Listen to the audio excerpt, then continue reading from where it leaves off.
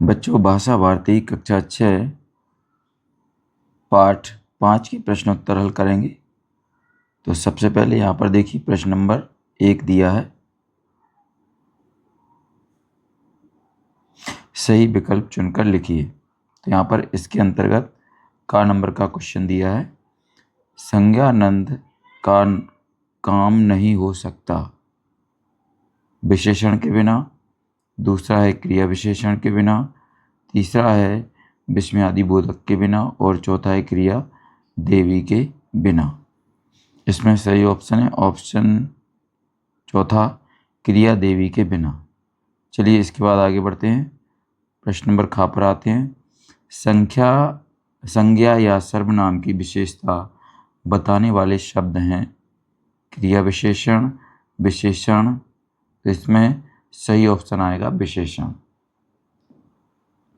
चलिए इसके बाद आगे बढ़ते हैं। आगे है खालिस्तान। तो यहाँ पर देखिए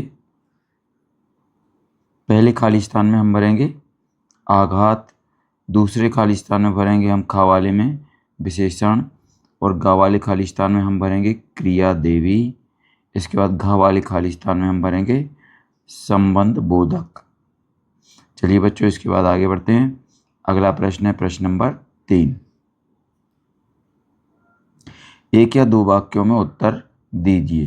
तो चलिए इसके अंतर्गत का नंबर का क्वेश्चन है विशेषण किसे कहते हैं। उत्तर में लिखेंगे संज्ञा अथवा सर्वनाम शब्दों की विशेषता बताने वाले शब्दों को विशेषण कहते हैं। इसके बाद प्रश्न नंबर खा है सर्वनाम शब्द किन शब्दों के बदले में आते हैं। उत्तर में लिखेंगे संज्ञा शब्दों के बदले में सर्वनाम शब्द आते हैं। अगला है प्रश्न नंबर गा, समुच्चय बोधक वाक्यों में क्या काम करता है। उत्तर में लिखेंगे समुच्चय बोधक वाक्य दो शब्दों या दो से अधिक वाक्यों को जोड़ता है। दो या दो से अधिक वाक्यों को जोड़कर ऐसे उपवाक्यों का निर्माण होता है जो अपना स्वतंत्र अर्थ प्रकट कर सकें। अगला है प्रश्न नंबर 4, 3 से 5 वाक्यों में उत्तर लिखिए। इसके अंतर्गत का नंबर का प्रश्न दिया है संज्ञानंद और क्रिया देवी के 3 बच्चे और 2 नौकर कौन कौन से हैं। तो उत्तर में लिखेंगे संज्ञानंद और क्रिया देवी के 3 बच्चे हैं, 1 पुत्र और 2 पुत्रियां। पुत्र का नाम सर्वनाम है, उनकी 2 बेटियों के नाम है विशेषण तथा क्रिया विशेषण। उनके 2 नौकर भी हैं जिनके नाम है संबंध बोधक तथा समुच्चय बोधक। चलिए आगे पढ़ते हैं खा नंबर का प्रश्न। व्याकरण के परिवार में विशेषण का क्या महत्व है। उत्तर में लिखेंगे व्याकरण के परिवार में विशेषण का बहुत बड़ा महत्व है। विशेषण संज्ञा और सर्वनाम की विशेषताओं, उनके गुणों को बताने वाला शब्द है। विशेषण की 3 अवस्थाएं होती हैं, सामान्य अवस्था, दूसरी है तुलनात्मक अवस्था, तीसरी है उत्तम अवस्था। इसमें सही, इसके बाद यहाँ पर नीचे आते हैं जैसे विशाल, विशालतर और विशालतम। तो ये इसकी क्या हो गई 3 अवस्थाएं हो गई हैं। यहाँ पर इसकी 3 अवस्थाएं हो गई हैं। चलिए इसके बाद गा नंबर पर आते हैं। प्रश्न है हिंदी भाषा के जन्म की कहानी लिखिए। तो उत्तर में लिखेंगे हिंदी भाषा का जन्म संस्कृत भाषा से हुआ है। संस्कृत भाषा हमारे देश की सबसे प्राचीन भाषा है।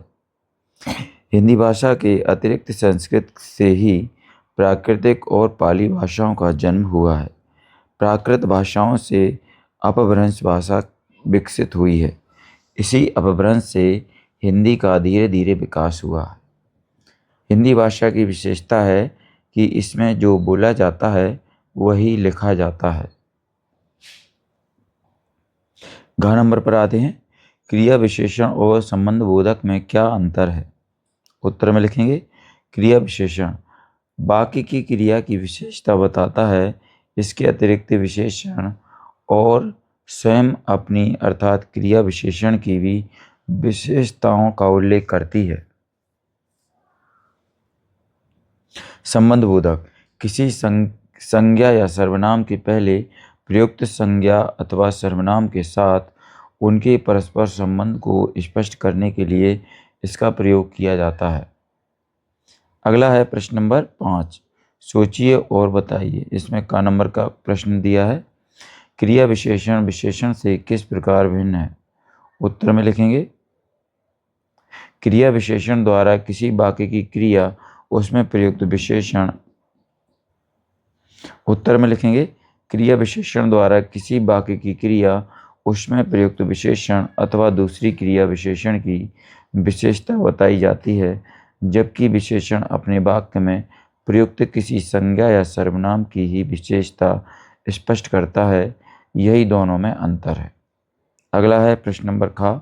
संकट के समय यदि आपके मित्र साथ छोड़ दें तो आप क्या करेंगे?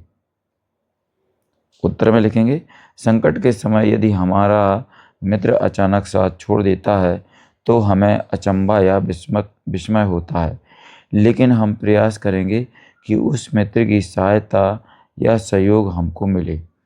यदि किसी कारण वैसा नहीं होता है तो हमें स्वयं संकट का मुकाबला करने को तैयार रहना चाहिए। साहसपूर्वक आने वाले संकट की घड़ी में धैर्यपूर्वक अपने कर्तव्य का पालन करते रहना चाहिए। चलिए अगला है प्रश्न नंबर ग। विस्मयादिबोधक शब्दों से हम अपने मन के किन किन भावों को प्रकट करते हैं? उत्तर में लिखेंगे विस्मयादिबोधक शब्द हमारे मन के भय, आक्रोश, कष्ट, खुशी, प्रशंसा, अचंभा आदि भावों को प्रकट करते हैं। अगला है इसके बाद प्रश्न नंबर 6। अनुमान और कल्पना के आधार पर उत्तर दीजिए। इसमें का नंबर का प्रश्न दिया है। क्या आप समुच्चय बोधक शब्दों के अभाव में अपनी बात पूरी कर सकते हैं? उत्तर में लिखेंगे हम समुच्चय बोधक शब्दों के अभाव में अपनी बात पूरी कर तो सकते हैं, परंतु अनावश्यक रूप से शब्दों की आवृत्ति बढ़ने से वाक्य की संरचना का रूप बिगड़ जाता है या जाएगा। अगला है प्रश्न नंबर ख। यदि भाषा में क्रिया का प्रयोग न किया जाए तो क्या होगा? उत्तर में लिखेंगे भाषा में क्रिया का प्रयोग के बिना बात का उद्देश्य पता नहीं चलेगा, अर्थात समझ में नहीं आने पर भाषा का मूल उद्देश्य ही समाप्त हो जाएगा। अगला है गा। यदि व्याकरण में सर्वनामों का प्रयोग न होता तो भाषा पर क्या प्रभाव पड़ता? उत्तर में लिखेंगे सर्वनामों के प्रयोग के बिना भाषा की सुंदरता समाप्त ही हो जाती है और संज्ञाओं के प्रयोग बार बार करने पड़ते, जिससे भाषा को बोलने, पढ़ने अथवा लिखने के प्रति अरुचि बनी रहती। आगे है भाषा की बात। इसमें प्रश्न नंबर 1 दिया है निम्नलिखित मुहावरों का अपने वाक्यों में प्रयोग कीजिए। तो यहाँ पर देखिए ये 4 मुहावरे दे दिए गए हैं। पहला है सन्नाटा, परसना, सन्नाटा पसरना। हिंदुस्तान और पाकिस्तान के क्रिकेटरों के बीच मैच होने के कारण लोग घरों से नहीं निकले, अतः सड़कों पर सन्नाटा पसरा रहा। आगे है दूसरा गप्पे लड़ाना। पुस्तकालय में बैठे छात्र छात्राएं आपस में गप्पे लड़ाते रहते हैं। अगला है तीसरा आदत में शुमार होना, यानी बात बात में झूठ बोलना तुम्हारी आदत में शुमार है। इसके बाद चौथा है हाथ बटाना। घर के सदस्य घरेलू कामकाज में हाथ बटाते ही हैं। अगला है प्रश्न नंबर 2। नीचे लिखे शब्दों के विलोम शब्द उनके नीचे लिखे शब्दों से चुनकर लिखिए। तो यहाँ पर देखिए इसका उत्तर देख लेते हैं। सुत का हो जाएगा घा वाला,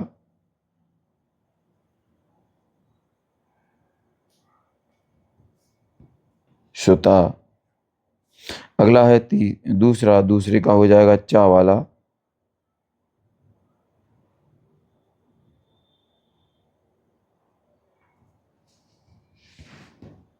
तीसरे का छ,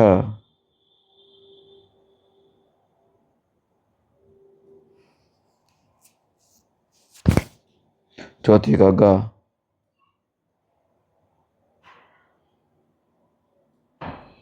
तो बच्चों देखिए यहाँ पर ये हमारी जोड़ी कंप्लीट हो चुकी है।